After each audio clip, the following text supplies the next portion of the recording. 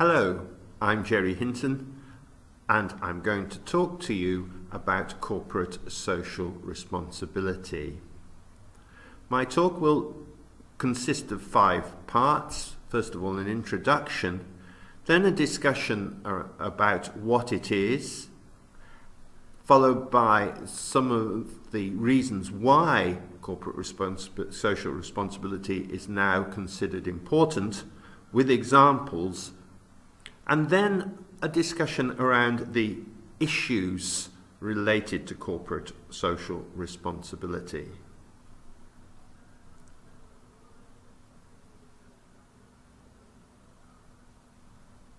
First of all, corporate social responsibility in practice has been with us for many, many years. In the sense that if you go into any town in the United Kingdom, you will find schools, old buildings with the name of the biggest factory employer in town above the door. Factory owners who lived in the community would frequently use their wealth to build community centres, to build schools and other facilities for the community. They saw it as part of their role as a good employer. And even today, when I worked in Totnes, it was very interesting that one of the most successful property developers spent quite a lot of his money developing sports facilities and other facilities for the local community. I knew the man, and he did it from a very genuine belief that it was part of his role as a good member of society.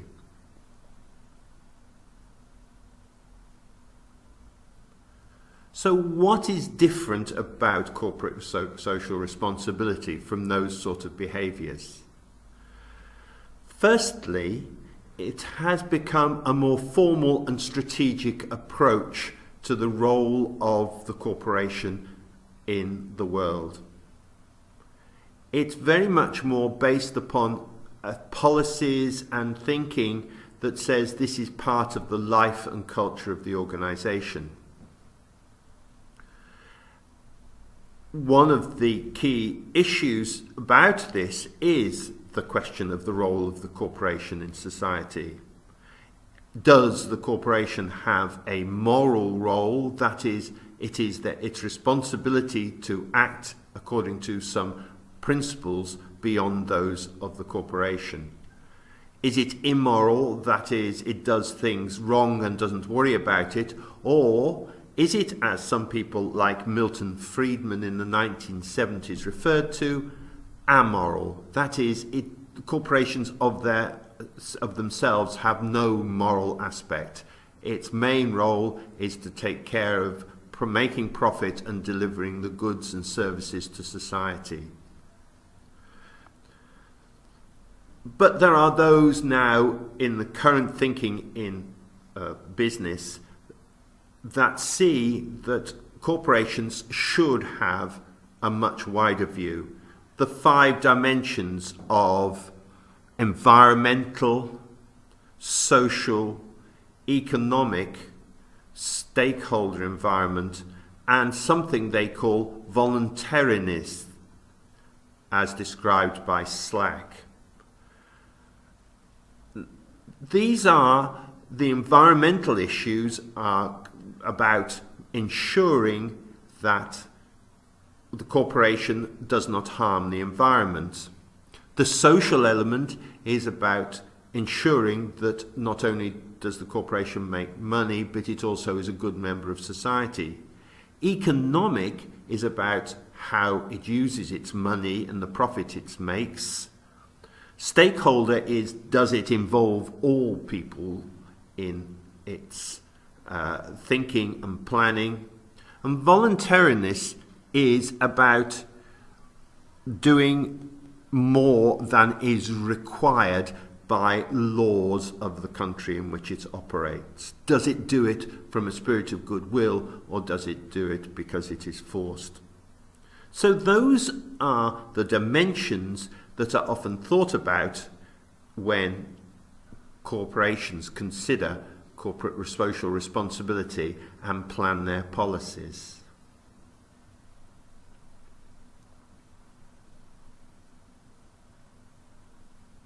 Moving on now to some of the reasons why. Why would a corporation consider it important and valuable to become involved? It is interesting to read research by the accountants Grant Thornton in 2014 of 2,500 businesses in 34 countries worldwide. They saw that the following priorities were identified when businesses considered corporate social responsibility. 67% considered cost management as an important aspect. 64% saw customer demand as also important. 62% considered it as the right thing to do. 59% thought also that it had value for brand image. 58% thought their staff wanted it, and interestingly enough, much lower was the tax relief was provided by the country, that is 42%. This differs slightly in the UK where the figures are lower, which I also found interesting. I won't give you the figures, but those are the worldwide figures, as I say, from 34 countries. So those are some of the reasons why corporations would see it valuable to become involved in corporate social responsibility.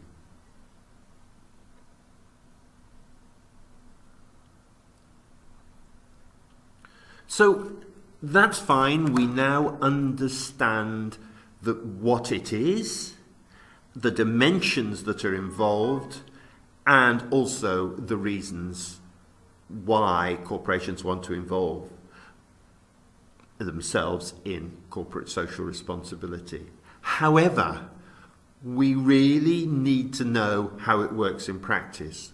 One of the important issues with policies and strategies of any type, and certainly this type of strategy and policy, which isn't necessarily entirely related to making bottom line profit, is how does it actually become implemented within the organization? What does the corporation or organization do? And here it is very interesting again to Grant Thornton's paper. The choices corporations take in this aspect are 68% simply donated money. You have examples of this with things like the Bill Gates Foundation. Organizations and corporations set up foundations where they give money to trusts, and trusts then distribute it. Rockefeller, many, many years ago, set up huge philanthropic trusts to provide money for good causes. And apparently American millionaires are still really good at doing this. So this is simply nothing to do with what the organization does. It's simply giving some of their profits for good causes. Others actually participate in helping the good causes. Again, not related to the business of the organization, but it's about seconding staff or providing facilities to good causes. And here again you get some examples of people like accountancy firms seconding people to charities in developing countries, often for perhaps a year, so that they can get some experience. Now, why would they do that? One of the problems here is we think, well, it has to be for some totally philanthropic, altruistic purpose. But in fact, it's often for mixed reasons. It's excellent development for staff if they go and work for other corporations. So this is a real opportunity to give good staff extra experience and development. So there is, if you like, a payback to the corporation for doing such work. That's not to suggest it's wrong or right. It's simply recognizing that for all these organizations there is payback. Others become much more directly involved in a linkage between the corporate social responsibility activities that they do and the mainline products that they produce. For example, involving improving energy and waste management. Here you've got another whole range of industries that actually do this. For example, and you'll be able to see this on Ellie in operations management, Marks and Spencer's have developed stores that are supposed to be 100% efficient in the use of energy. Thornton's, the chocolate maker, claim that they now, in their production, have no unused waste. It is all recycled and used for other purposes. So waste management, the use of energy, is becoming more and more important. Now, partly this is driven by corporations' desire to improve the environment. Part of it, of course, is driven by the real demand from countries that organisations are much clearer about their use of carbon. For example, now there is a lot of pressure for organisations to record on things like food the carbon footprint, and it's worthwhile looking up carbon footprint, the carbon footprint used in the production and delivery of the goods. For example, food that goes many, many miles before it's produced in one country and travels many, many miles before it reaches another country, uses a lot of energy, carbon, travelling the distance. Is that good or bad? So these are some of the issues around involving in energy waste. Other ways of actioning corporate social responsibility is the donation of products and services themselves.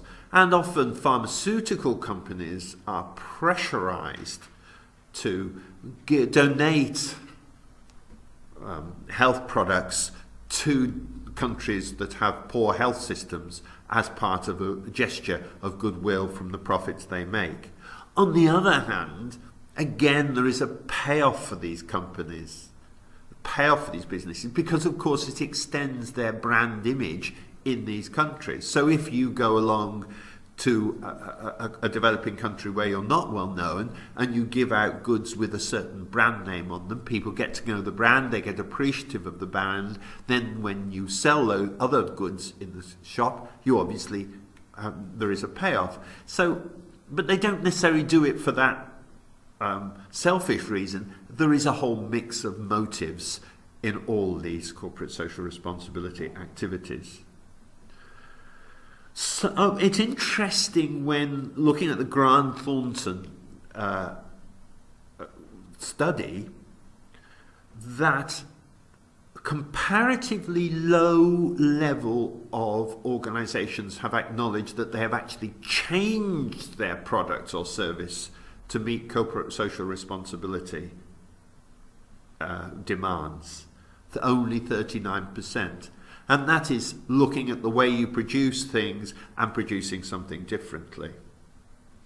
It is very interesting in terms of corporate social responsibility, the car industry. What we have is, in society, demand, for example, that diesel cars are phased out. And we have many more electric cars. Paris, for example, are thinking that by 2020 they want no diesel cars in their city. London already has low carbon emission zones. And yet the car industry continues happily to produce diesel cars when we all know that the technology is available to produce good quality electric or hybrid cars. But they haven't yet mainstreamed that so that it is cheap enough for the user. I've already actually talked about the other issue related to this, and that is the calculation of carbon footprint. And only 31% of industries actually formally record their carbon footprint. So, if you like, those are some examples of how it works.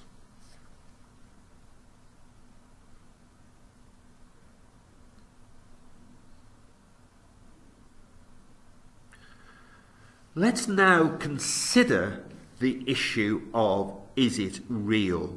Can it be real? Can organisations really truly say that they are able to be corporate social responsibility organisations? Here, this is a big area of debate.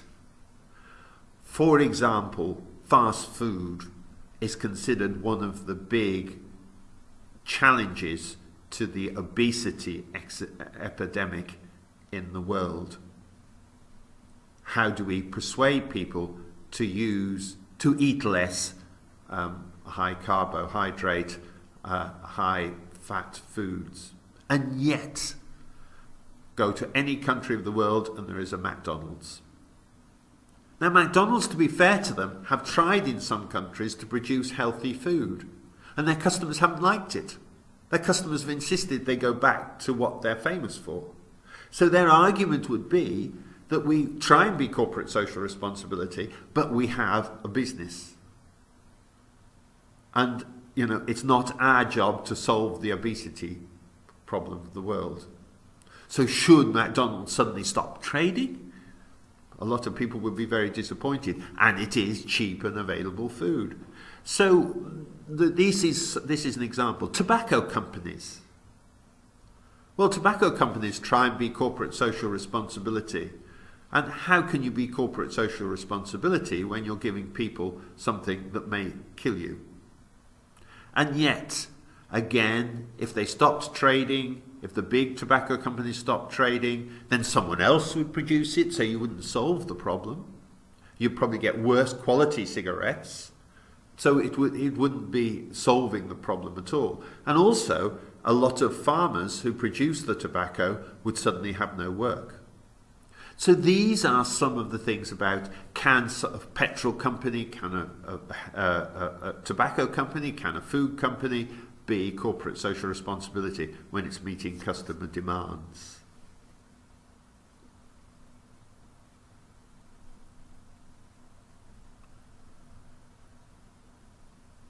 Which brings me to my last section, the section about the key issues.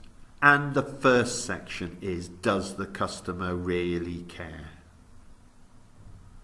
We've seen lots of issues around the way clothes are made in some of the developing countries, including the fires in the factories in Bangladesh. Yet, in Britain, we continue happily to go to the cheap clothes shops and buy clothes from those countries without asking the staff, how was this produced? Were children involved in it? What sort of factory conditions? We just buy. We say, oh, isn't that terrible? And don't change our behaviour. So does the customer really care? What's the role of the media in this? The media highlights these issues, but then doesn't explore it enough, doesn't sustain it, unless you go to some of the more dedicated journals that few people buy. So whilst the media will highlight an issue for a day, it'll then move on to Black Fridays and everybody buying goods, and then it'll move on to something to do with schools and health. So there isn't a sustained campaign in the media. They move on to the latest story. And then you've got things like the recession. When the financial pressure is on, the chief exec may say, that's very nice, Marks and Spencer's plan A is lovely. And one of the credits I will give to Marks and Spencer's is, in spite of their financial pressure, they have stuck to their goods. They've stuck to their beliefs. But that, lot of organisations find that difficult. When the financial pressure is on, often the first thing to go are the costly corporate social responsibility aspects. And then finally, does the average employee really understand, and I'll use an expression here, buy into? Buy into means, are they motivated? Are they really committed to it? In human resource management, they talk about psychological contract. Are they really linked to a belief that what they're doing is related to corporate social responsibility. There are some good examples of this locally. For example, the local energy company, EDF, their employees will go and decorate church halls, volunteering their time. So you do get some very good local initiatives. I believe that Marks and Spencer staff do fully buy into their Plan A, partly because it's something that they can see and do themselves. The Oxfam recycling is there very much obvious and clear. Their energy efficient stores is very clear. So they do see their Plan A very much in action and therefore are able to commit themselves to it. I mean, they see their carrier bags having to be paid for and discouraging people from just using carrier bags thoughtlessly. However, even there's a payoff for Marks and Spencers in the sense that they save money on carrier bags and indeed may perhaps make money from their 5p per carrier bag. So even there's a payoff for them. But at least it's something that the average employee can see and involve themselves on a day-to-day basis. So, in summary,